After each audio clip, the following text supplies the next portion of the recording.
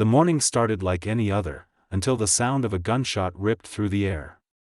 The school bus had just pulled up in front of our house, its brakes screeching as my daughter waved goodbye from her wheelchair. And then, bang! Time froze. Children screamed. The driver shouted for everyone to get down. My heart stopped as I saw my little girl fall backward, her backpack sliding across the pavement, blood staining the sidewalk. Standing a few feet away was HOA Karen, hands trembling, gun still pointed, yelling. She disobeyed the rules. Neighbors ran outside. Phones started recording. But what Karen didn't realize, 3 cameras had already captured everything: the bus dashcam, our doorbell camera, and the one I hid after her last threat. This wasn't just an accident, it was a crime caught from every angle. And that footage would soon shake our entire town to its core. Before I start this story, I want to ask you something. What city are you watching from? Type your city's name in the comments right now. And if you believe no child deserves to be hurt for simply existing, please hit that subscribe button, because what you're about to hear isn't just another neighborhood story. It's the nightmare no parent should ever live through. My name is Laura. I'm a mother, a nurse, and the proud mom of a little girl named Grace. She's 11, bright, artistic, and despite her disability, she smiles like the world never broke her. Grace was born with a spinal condition, which means she moves around in a wheelchair, but that never stopped her from greeting everyone with a wave and a "good morning." When we moved into Willow Creek Estates, I thought we'd found peace. A safe, quiet neighborhood with tree-lined streets and friendly faces. Or so I believed. Until the day I met her, Bethany Cole, better known around here as HOA Karen. At first, it was small things: complaints about our ramp being too visible, letters about violating community aesthetics, or snide remarks about how the bus blocked her driveway for 30 extra seconds. I tried to stay polite. I smiled. I ignored. But behind that smile, she was growing bolder, colder, and more obsessed with controlling everyone around her. Especially us. What I didn't know then was that every cruel word she said, every fake complaint she filed, was slowly building towards something much darker, something no parent could ever imagine. Because one morning, standing in front of that yellow school bus, she would finally snap. It began with a letter. Folded neatly in our mailbox, sealed with the HOA logo, and written in that sharp, passive-aggressive tone that only a true Karen could perfect. Dear resident, your newly installed wheelchair ramp violates the community's exterior aesthetic code. Please remove or modify it within 7 days to avoid penalties. I remember holding that paper in disbelief. Grace's ramp? A violation? It wasn't even big, just a small aluminum ramp leading from our porch to the sidewalk so her wheelchair could roll smoothly. But to Karen, it was an eyesore.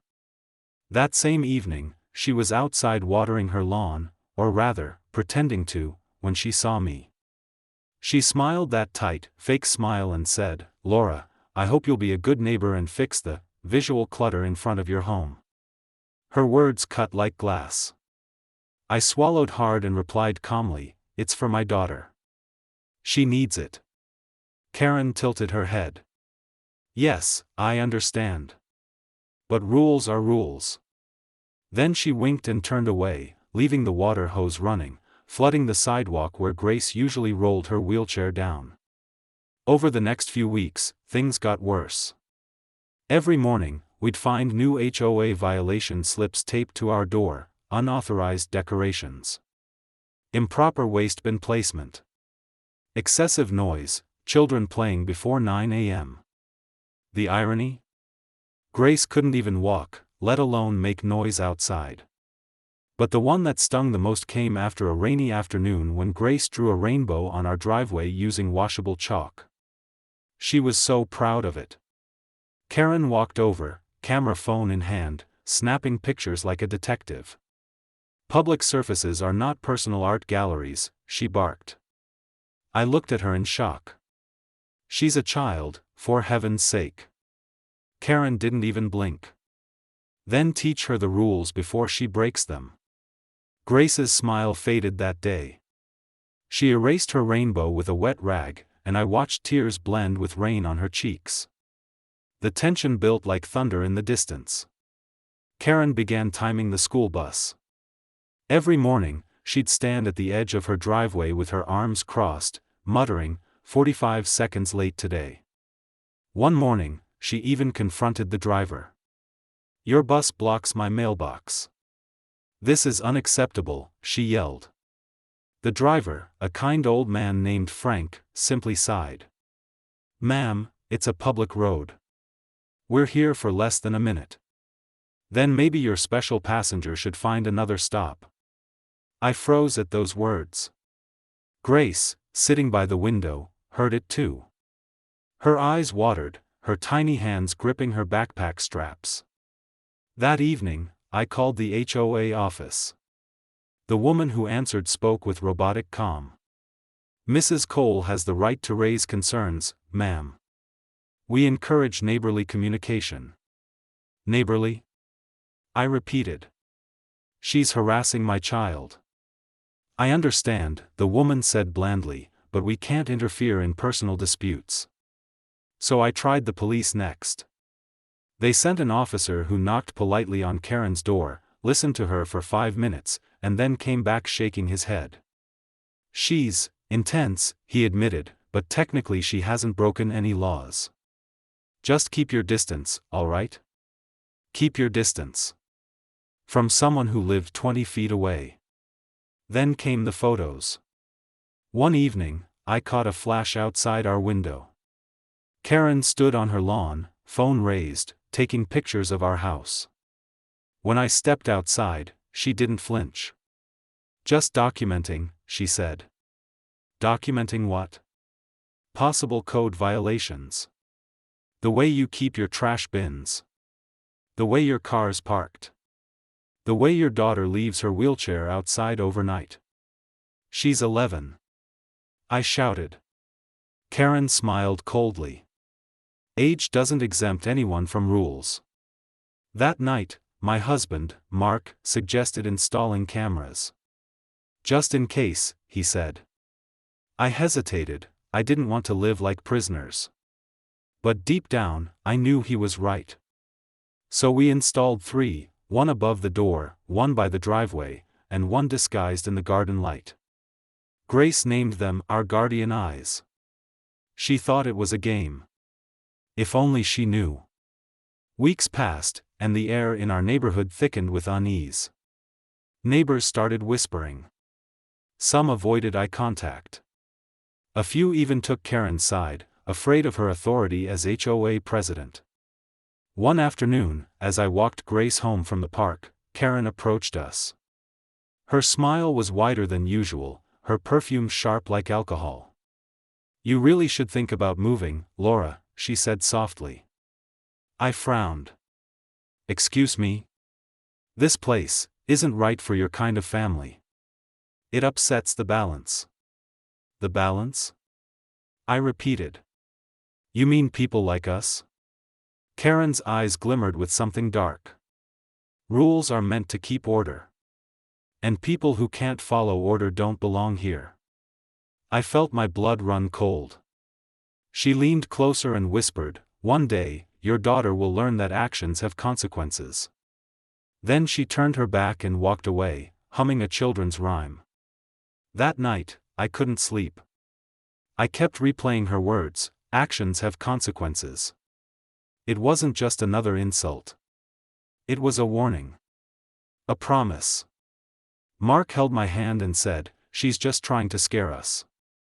But I saw something he didn't, the way she stared at Grace, not with hate, but with purpose. That was the night I decided to keep the cameras running 24/7. It felt paranoid then. But later, when everything shattered, those cameras would be the only reason the world would finally see what kind of monster lived behind that white picket fence. Because this wasn't just harassment anymore, it was the calm before a storm that would change everything forever. After that chilling encounter, everything in our lives began to change. The air itself seemed heavier each morning, filled with the invisible tension of waiting for something bad to happen. Karen wasn't just complaining anymore, she was escalating, turning every minor inconvenience into a personal crusade against us. Within a week, 3 new HOA violation letters appeared in our mailbox. The first accused us of unauthorized exterior modifications because we had repainted our mailbox after it rusted. The second claimed we were obstructing pedestrian flow because Grace's wheelchair sometimes rested near the curb. The third, the most absurd, said we had created visual disorder by allowing a school bus to stop too close to her property.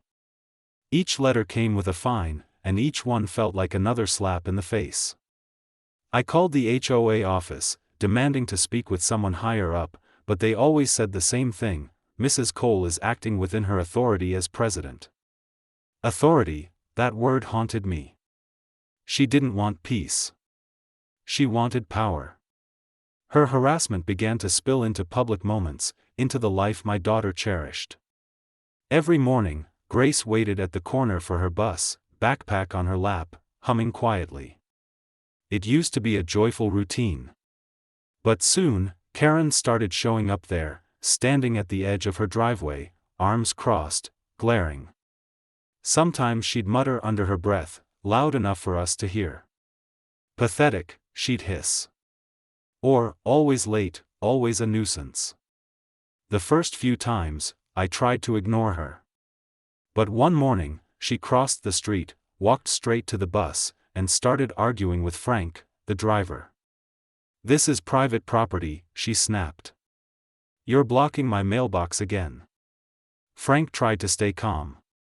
"Ma'am, it's a public stop. I'm following school district instructions." Karen's face turned red. "Then maybe the district should move it. I'll file a complaint." Grace sat frozen, gripping the bus railing, her little face pale with fear. When I tried to intervene, Karen turned on me, voice sharp as a knife. "You people think the rules don't apply to you, don't you?" That day, Grace didn't want to go to school. She stayed in her room, quiet and withdrawn, her crayons untouched. I found her clutching her stuffed bear, whispering, "Mom, why does she hate me?" My throat closed up. How do you explain hatred to a child who only knows kindness? I held her tight, promising, "She's just angry, baby. You did nothing wrong." But deep inside, I was terrified. I began to notice shadows moving near our porch at night, subtle but there. The security camera light flickered one evening, and when I checked the footage, I saw her, Karen, walking along the edge of our lawn, flashlight in hand, pointing it toward the ramp, the bus stop, even our mailbox. She looked like she was taking pictures. When I stepped outside and called out, "Karen, what are you doing?" she flinched, turned, and smiled eerily. "Just ensuring compliance," she said, before walking away like nothing happened. I showed the footage to the police the next morning, but they brushed it off again. "Technically, she didn't step on your property," the officer said. "There's not much we can do." Not much they could do, but every day she seemed to find something new to torment us with. Our trash bins were mysteriously knocked over, mail went missing, and once, Grace's wheelchair cushion was cut open with a sharp blade. That was the moment I realized this wasn't just harassment, it was cruelty. I started sleeping less, staying up to watch the cameras. Some nights I'd hear noises outside, faint crunches of footsteps on gravel, and I'd peer through the curtains to see her porch light flick on at the exact same time, like she knew I was awake. Mark tried to stay rational. "She's just trying to get a reaction," he said, massaging his temples. "If we feed her fear, she wins." But the stress was eating away at both of us. We stopped hosting friends. We kept the blinds closed. Even Grace's laughter, once the heartbeat of our home, grew quieter. One morning, I found her drawing in her sketchbook, a stick figure of a woman with wild hair yelling at a small child in a wheelchair. Beneath it, she'd written, "Mean lady." I broke down crying. One evening, I decided to confront Karen directly. I walked over as she was tending her garden, her face calm and fake sweet. "Karen, this needs to stop," I said. "You've made our lives miserable." She didn't even look up. "You could make it easier, you know. Sell the house. Move somewhere better suited for people like you." I clenched my fists. "What did you just say?" She finally looked at me, eyes cold as stone. "Some families just don't fit in. You've caused nothing but trouble. Maybe you should take that as a sign." My voice shook. "She's a child, Karen." "A child?" Karen smiled. "And children learn from the example their parents set. You've shown her that breaking rules has no consequences." I took a step back, trembling, realizing she genuinely believed she was the hero of this story. That night, I doubled the camera coverage.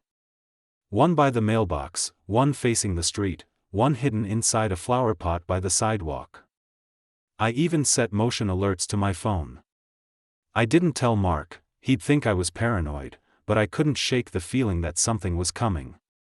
The neighborhood felt wrong, quiet in a way that hummed with danger. Grace started waking up from nightmares, crying that the lady was outside her window. Every night, I'd check, and sometimes I'd see her silhouette, standing still on her porch, watching. Always watching. The last straw came when a letter arrived not from the HOA, but directly from Karen's personal stationery.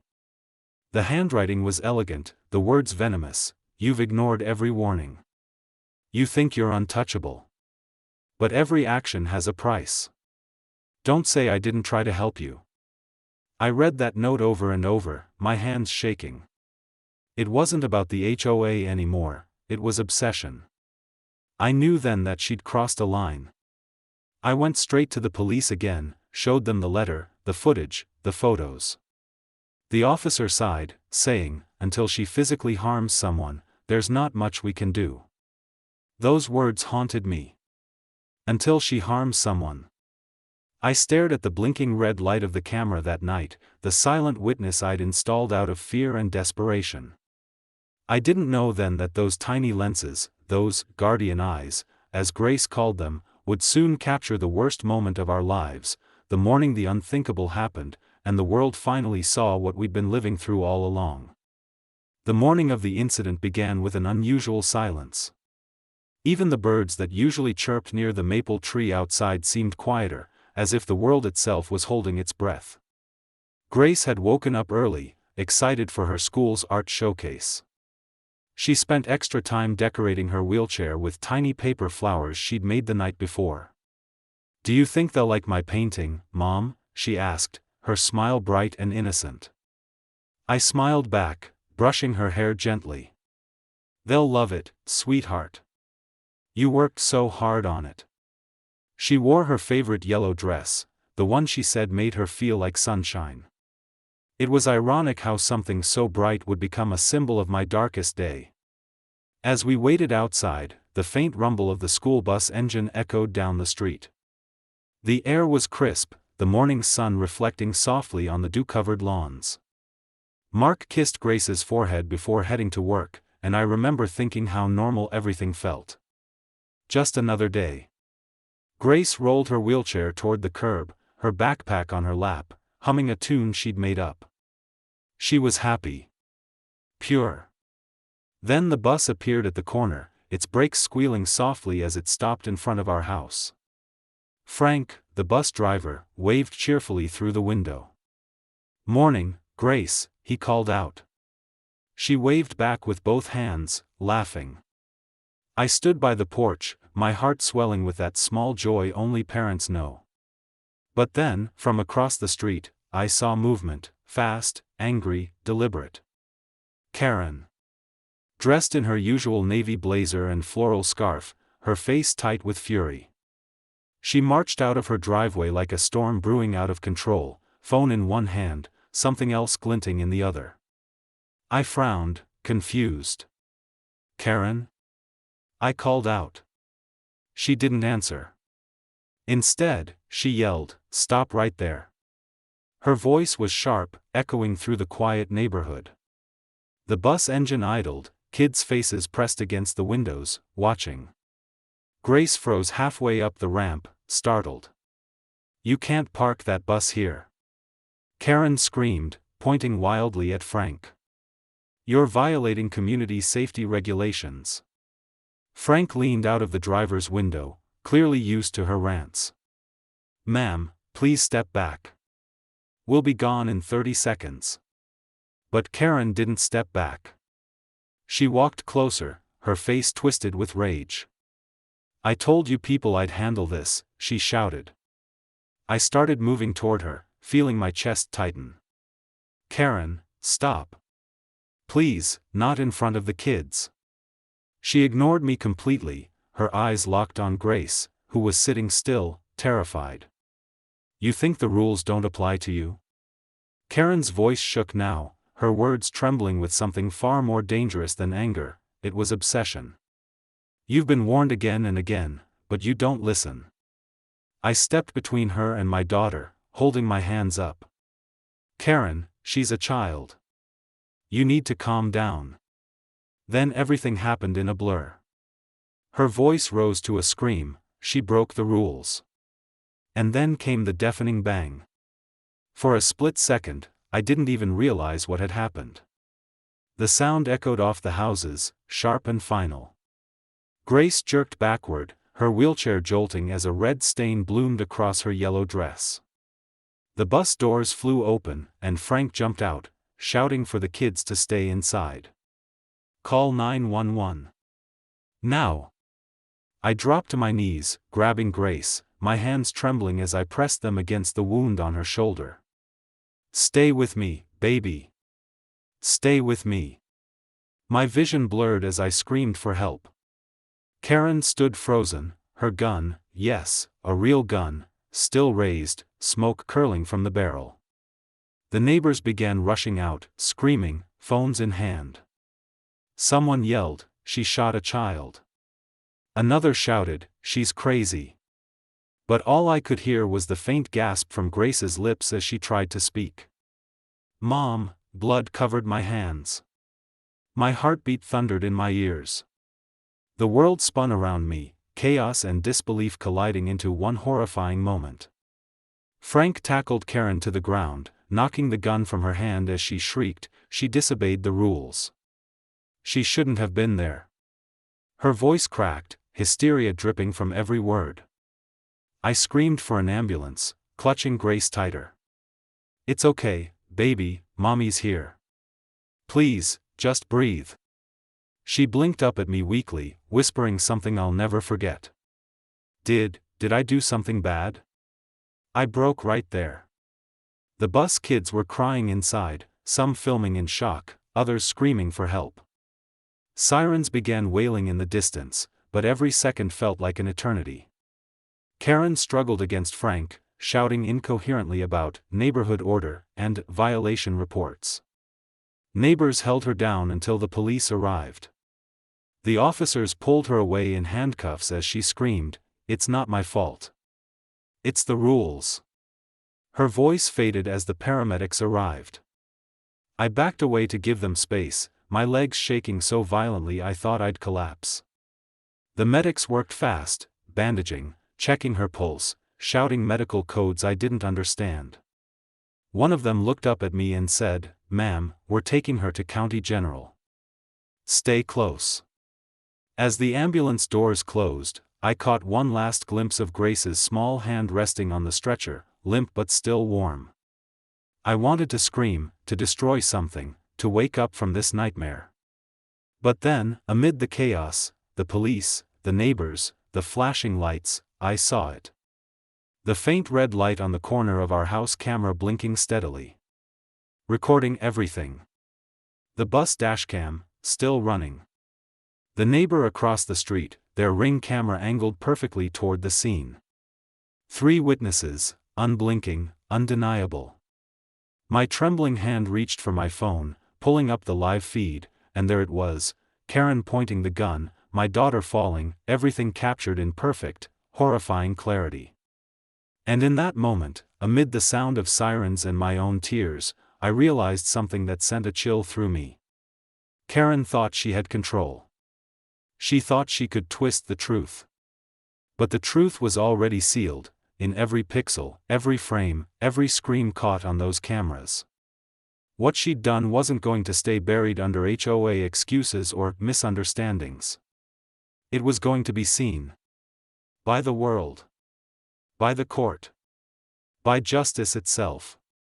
As I stood there in the street, drenched in my daughter's blood, surrounded by flashing red and blue lights, a strange calm washed over me. Because even in that unbearable pain, I knew, this time, the world would see the monster behind the mask. The truth couldn't be silenced. Not anymore. And then, as the police marked the ground with yellow tape and neighbors whispered in disbelief, the smallest sound broke the silence, the soft mechanical click from our porch camera. The light blinked red. When the police arrived, the street was already swarming with flashing lights and chaos. Neighbors stood behind yellow tape, murmuring in disbelief as officers took statements and secured the area. Karen sat on the curb, hands cuffed, her expression eerily blank. She wasn't crying. She wasn't panicking. She just stared at her own hands like she couldn't comprehend what she had done. When an officer approached her and asked, "Why did you shoot a child?" she answered calmly, "I was defending myself." She came at me. I felt threatened. The words froze everyone around her. Threatened? By an 11-year-old in a wheelchair? It was the first of many lies she would tell, but even as she spoke them, the truth was already unfolding from the quiet witnesses mounted on walls and dashboards, the cameras. Inside the ambulance, I could barely breathe. Grace's small hand lay in mine, cold and trembling. Tubes ran from her arm, and paramedics worked frantically to stabilize her. Her lips were pale, her breathing shallow. I whispered her name over and over, praying she could hear me. When we reached the hospital, everything became a blur of beeping monitors, doctors shouting, and metallic doors swinging open. "Stay in the waiting area," a nurse told me firmly, pushing me back as they wheeled Grace away. I fell into a chair, my clothes soaked in her blood, my hands shaking uncontrollably. Mark arrived minutes later, breathless, eyes wild. "Where is she?" he shouted. When I told him, his knees buckled. He sank beside me, silent, broken. Meanwhile, back at the scene, the investigators began piecing together the evidence. The school bus dashcam had captured everything: the confrontation, Karen's approach, the gunshot, and even the moment Frank tackled her to the ground. The audio was crystal clear, Karen's voice yelling, "She broke the rules," followed by my screams. The Ring camera from our neighbor's porch caught another angle, Karen pulling the gun from her jacket pocket, raising it toward Grace. And then, my own home camera, mounted above the driveway, captured it all in perfect clarity. The evidence was airtight. No self-defense. No accident. Just hate. Pure and deliberate. By evening, the story hit local news. HOA president shoots disabled child outside school bus, the headline blared. Reporters flooded the neighborhood, their cameras pointed at the crime scene. Social media exploded. Hashtags like #JusticeForGrace, #HOA and #ProtectOurKids began trending nationwide. Within hours, the footage was everywhere, news anchors analyzing the video frame by frame, journalists questioning how someone like Karen had been allowed to own a firearm. People were furious. They weren't just angry about the shooting, they were angry about what it represented: power abused, compassion replaced with cruelty, and a child who became a target for simply existing differently. At the hospital, I sat by Grace's bedside in the ICU. Machines hummed around her, each beep a fragile heartbeat I prayed would not stop. Her shoulder was bandaged, her arm immobilized, and her face pale under the harsh white lights. I brushed her hair away gently, whispering, "Mommy's here, baby. You're safe now." Mark stood silently at the foot of the bed, tears streaming down his face. "She's going to make it," he said softly, as if saying it aloud would make it true. The doctor approached us, his expression careful. "She's stable for now," he said, "but the bullet fractured her clavicle and grazed her lung. She's lucky to be alive." Lucky. The word felt cruel. Nothing about this felt lucky. Outside the hospital, protesters began gathering by nightfall. People carried signs that read, "Justice for Grace and End HOA Abuse."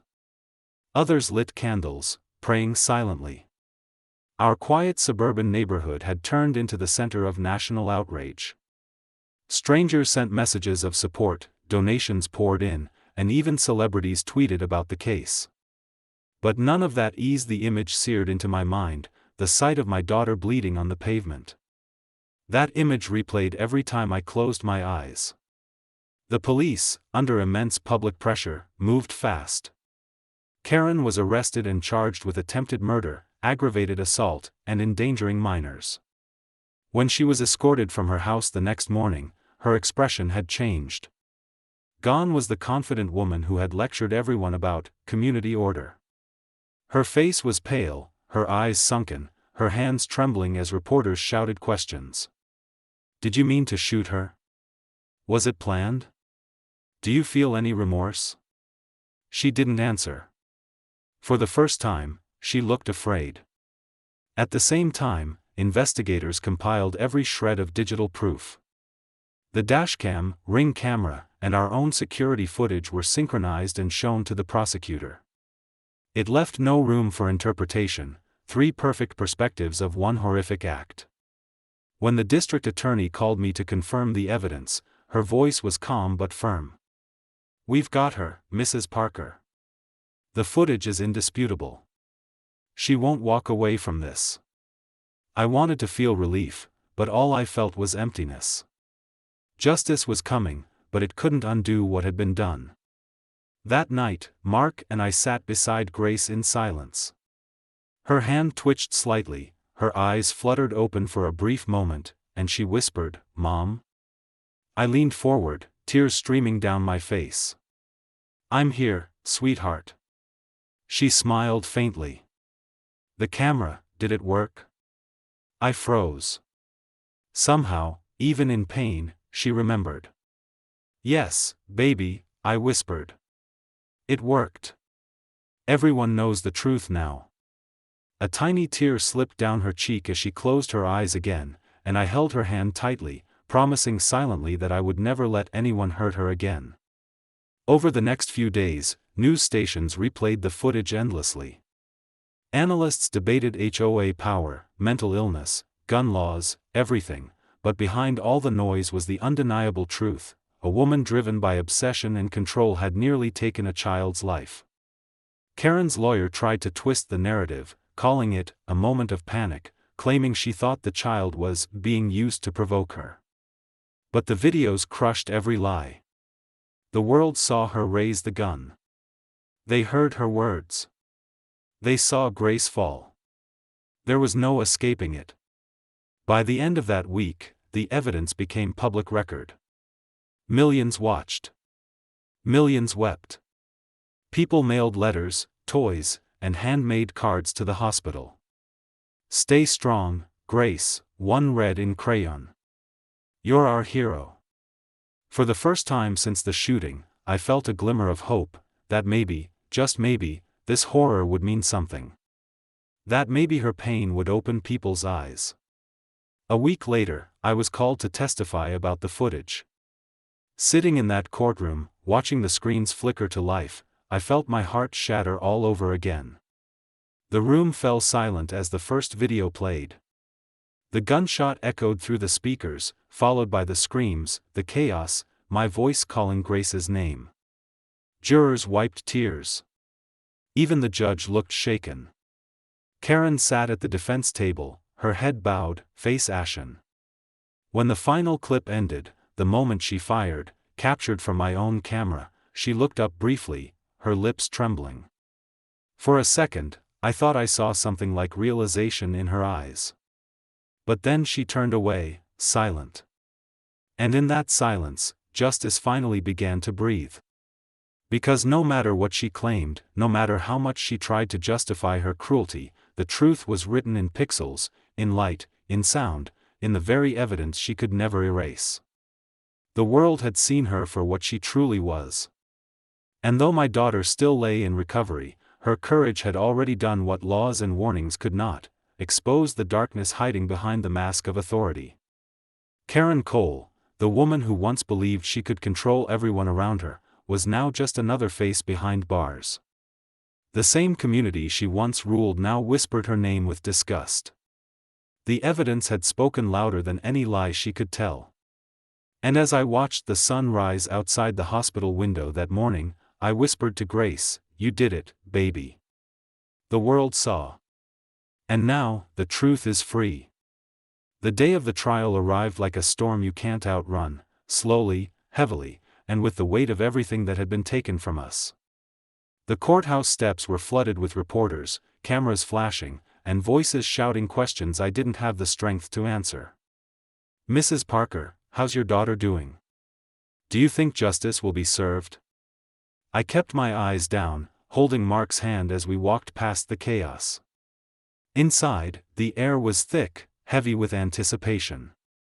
Every seat in the courtroom was filled: neighbors, teachers, parents, even strangers who had followed the story online. They all came to see the woman who had terrorized our family face the truth. Karen sat at the defense table in a plain gray suit, her hair neatly tied back, her face pale and emotionless. It was strange, without her fake smile and polished attitude, she looked smaller, weaker, almost hollow. But her eyes, they still carried that familiar coldness, as if she believed she'd walk free.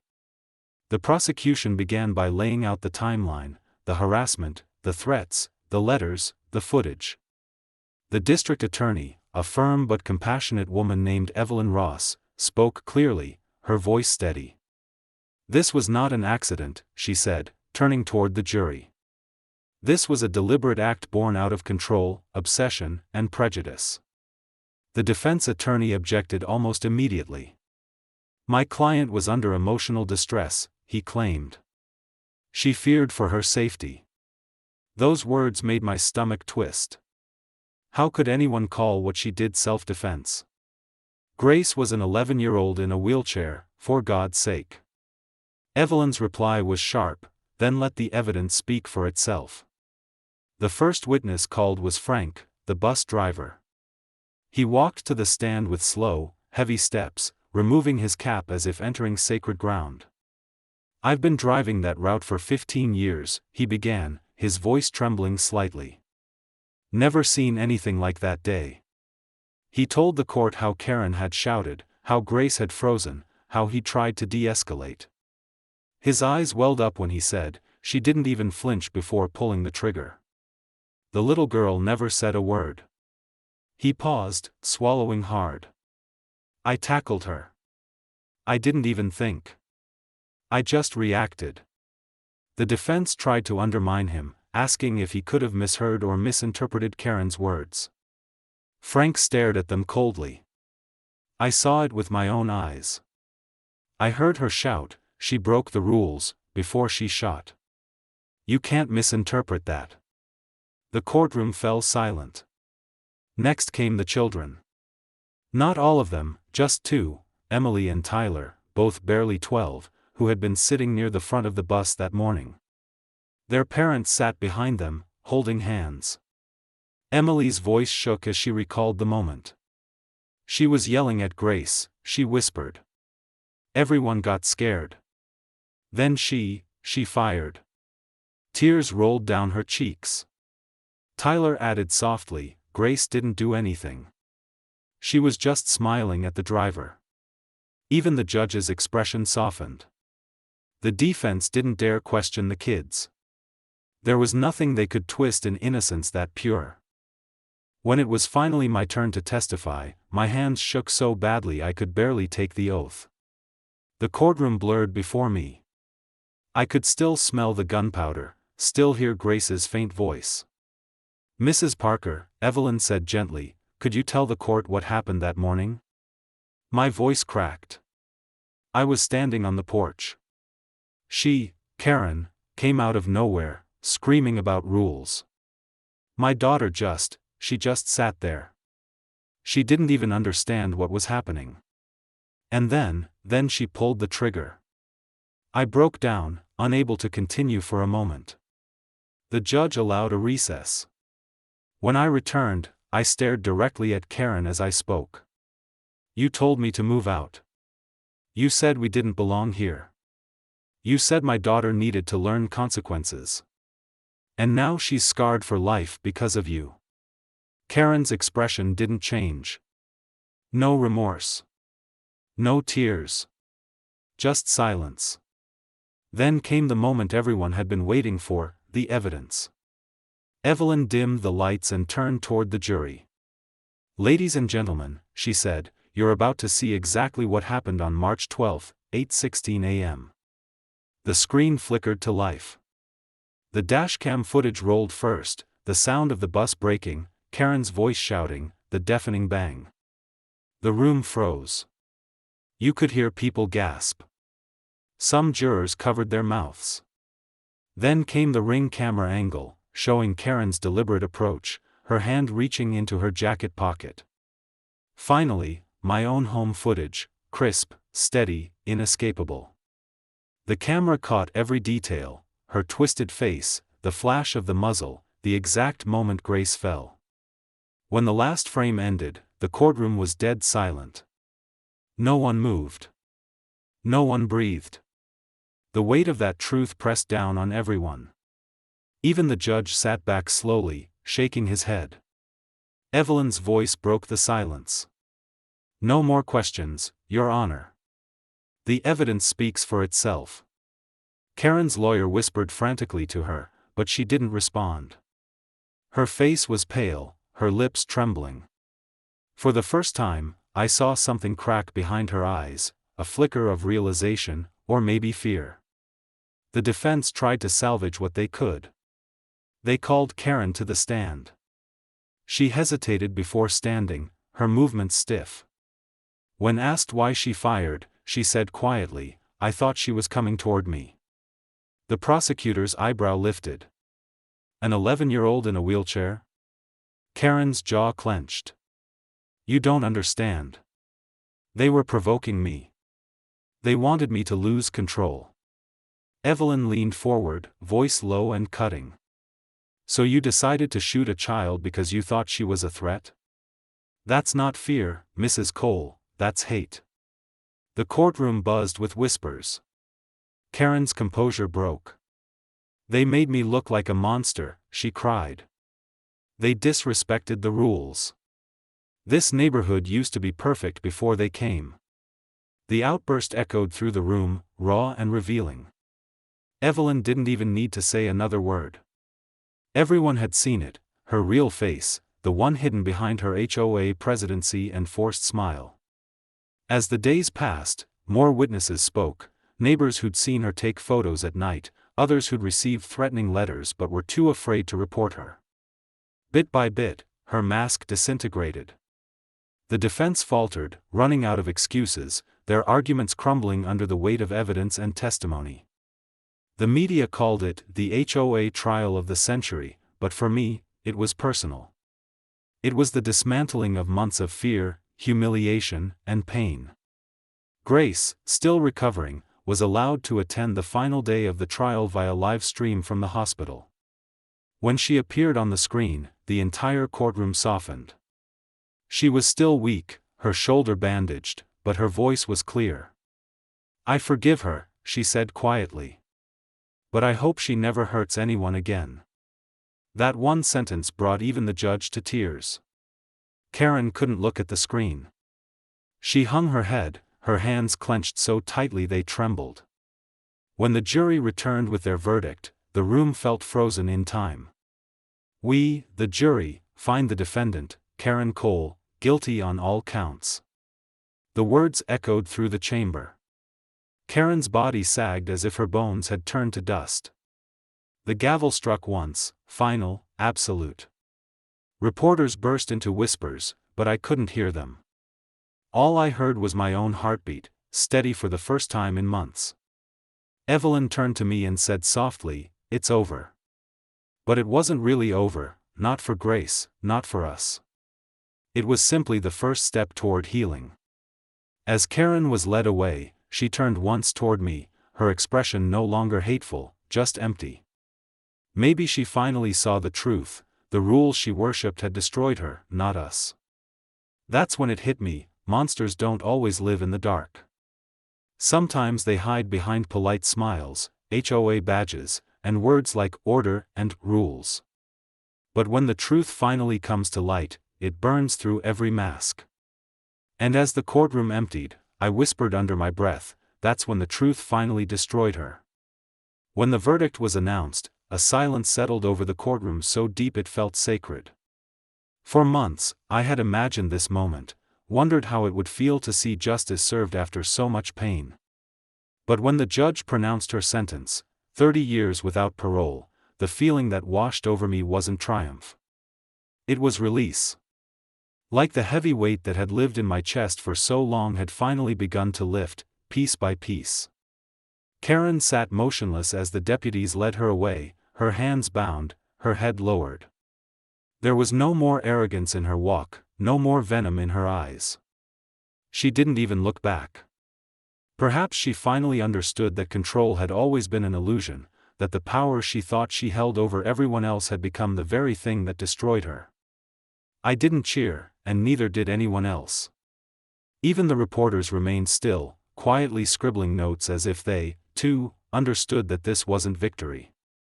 It was survival. Outside the courthouse, the sky was gray, heavy with the promise of rain. Reporters swarmed the steps, microphones outstretched, their questions tumbling over one another. "Mrs. Parker, how do you feel? Do you forgive her? What's next for your family?" I stopped for a moment, clutching Grace's wheelchair handles tightly. She was there beside me, her tiny frame wrapped in a soft blanket, her eyes brighter than they'd been in weeks. I bent down and whispered, "Let's go home, baby." The cameras flashed, capturing the moment, but I didn't care about the headlines anymore. I only cared that she was alive. That she was breathing. That we had somehow survived something no one should ever have to. The days after the sentencing felt quieter, slower, almost eerily so. The protests stopped, the reporters disappeared, and the neighborhood that once stared at us with suspicion now looked at us with compassion. Neighbors who had avoided us for months came by with meals, flowers, or just quiet apologies. One of them, Mrs. Henderson, the sweet old woman from down the street, hugged me with trembling arms and whispered, "We should have spoken up sooner." I didn't have it in me to be angry. The truth was, silence is easier until it hurts someone you know. And that lesson had come at a price. Grace's recovery was slow but steady. The bullet had left her right arm weaker, but her spirit was untouched. The doctors called her progress remarkable, but I knew it wasn't just medicine, it was willpower. Every day, she practiced moving her hand again, lifting pencils, painting small strokes on paper. Her art teacher came to the hospital once and left in tears after seeing her new drawing, a bright, defiant picture of the sun shining over a field of flowers. In the corner, she had written 2 words in her neat, looping handwriting, "Still here." Those words broke me and healed me all at once. The community rallied around her story. Local news outlets began covering not just the trial but the conversation it sparked, about HOA overreach, about discrimination, and about how people with disabilities are treated. Within months, a state senator visited us personally. She sat in our living room, listening quietly as I told her what we'd endured, the ignored complaints, the harassment brushed off as neighborhood drama, the endless fear that someone would finally act on their hate. "This shouldn't happen to any family," the senator said firmly. "We need to make sure it never does again." That conversation led to something I never could have imagined: Grace's Law. A new policy that made it illegal for HOA boards or neighborhood associations to impose restrictions or fines on accessibility features like ramps, special parking spots, or mobility aids.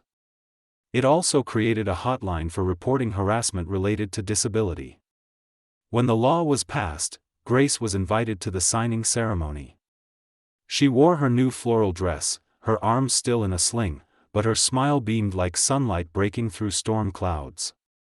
The governor knelt beside her for the cameras, signing the document with a gold pen, and then handed it to her as a keepsake. "You've made history today, young lady," he said kindly. Grace grinned and replied, "I just wanted to make sure no one else gets hurt for being different." That day, for the first time since the shooting, I felt proud, not just as a mother but as a survivor of something far greater than one woman's cruelty. Grace's courage had turned tragedy into change. People began sending letters again, not of pity but of admiration. Teachers told us her story inspired their students. A nonprofit sent her a scholarship. And at night, when I tucked her into bed, she'd ask softly, "Mom, do you think she knows what she did was wrong now?" I always paused before answering. "Maybe," I'd say. "But what matters more is that you never let her darkness take away your light." She would nod sleepily, whispering, "Then I guess I won." Months passed, and our lives began to feel normal again, though normal would never mean the same thing. We sold the house in Willow Creek Estates. Too many memories clung to those walls, letters, arguments, screams. We moved to a smaller home closer to the city, near Grace's new school. There, she found new friends, teachers who adored her, and a community that didn't see her wheelchair as a limitation but as part of who she was. She even joined the art club, her paintings growing more colorful, more alive. Every brushstroke seemed to reclaim a piece of the joy Karen had tried to steal. And yet, sometimes, late at night, when the house is quiet, I still see flashes of that morning in my mind, the yellow bus, the scream, the shot. Trauma doesn't disappear, it settles into the corners of your soul, waiting. But now, instead of fear, I feel something else. Strength. The kind that comes from surviving what you thought would break you. I visit the spot where it happened once a year. The neighborhood planted a small tree there in Grace's honor, a maple tree, its leaves turning gold in autumn.